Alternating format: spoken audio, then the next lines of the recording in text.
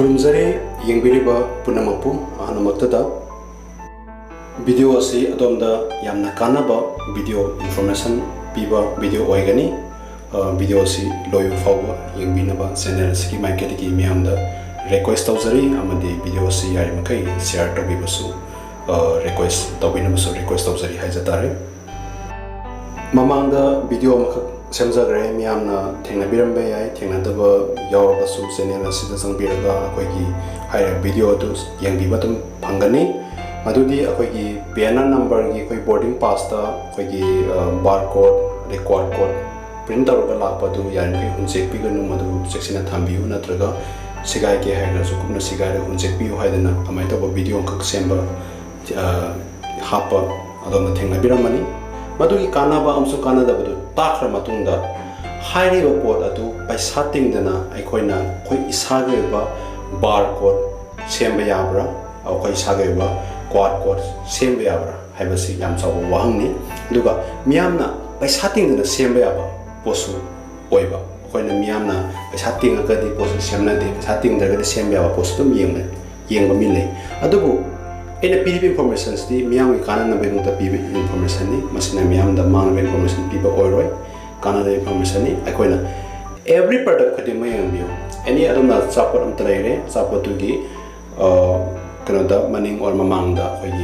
barcode sina ba thengna gani natraga ni any magazine natraga any pot product am lebio QR code sina ba thengna birang gani highly basing se akoina isa gu eba barcode natraga QR code semba yai madu komaina semgadagi adugi madugi kanaba madu komai tawunu haibadu ai chauna ai videos ta thamjage barcode amadi QR code haibasi technology amani barcode amadi QR code ta adongi data adu encrypt tawraga store tawba yai ahanbo oina barcode 1948 ta semki amadi 1994 da another latest technology ko loina na QR code semki barcode ta adomna numeric number khakta store tawba yani aduga amarom dadi QR code na adongi any data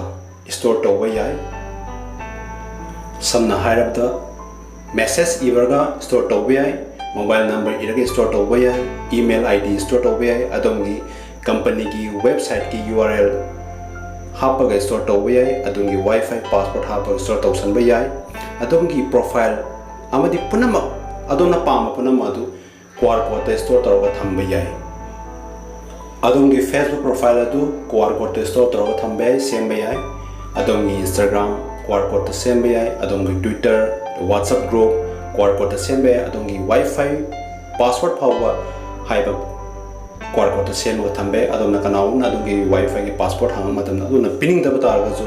hairiba QR code adu adona share to biraga mane scan tawra matungda adungi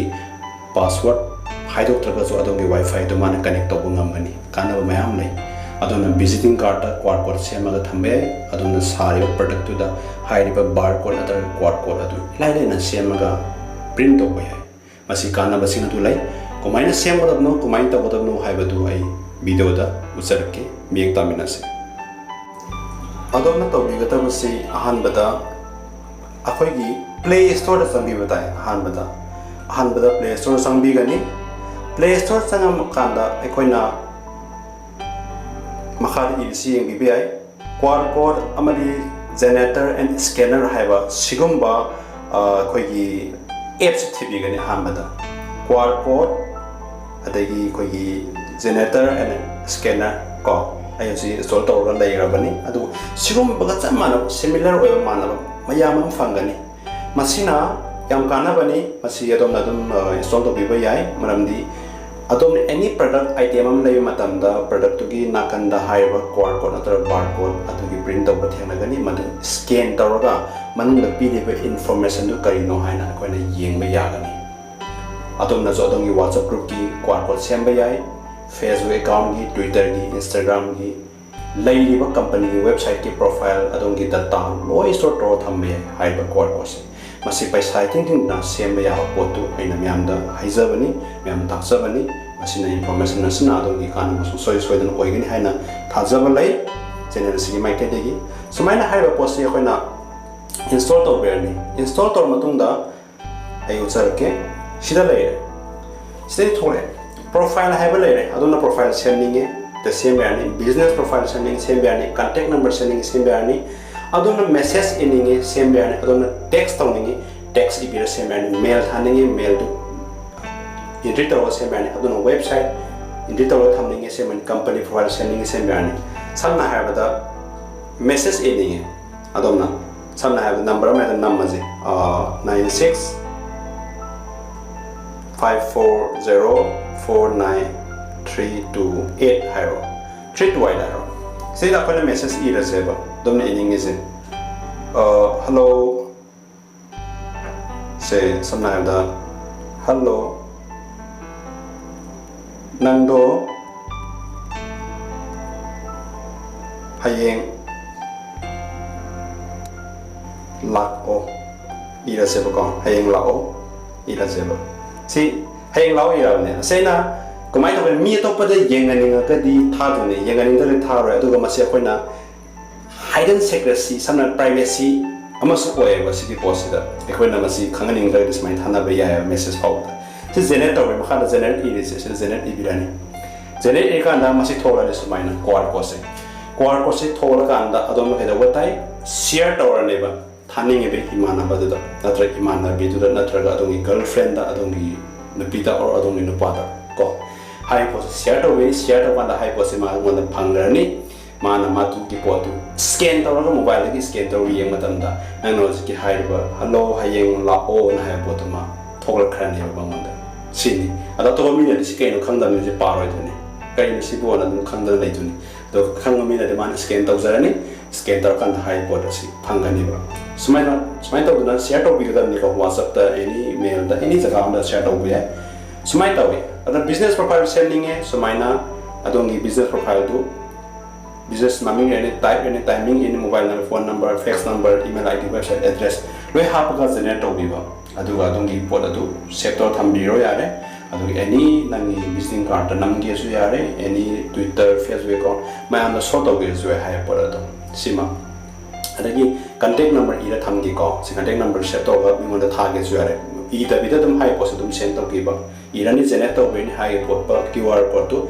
send to giba adu ta de mana scan to kana nangi number dum fangani am line adagi mail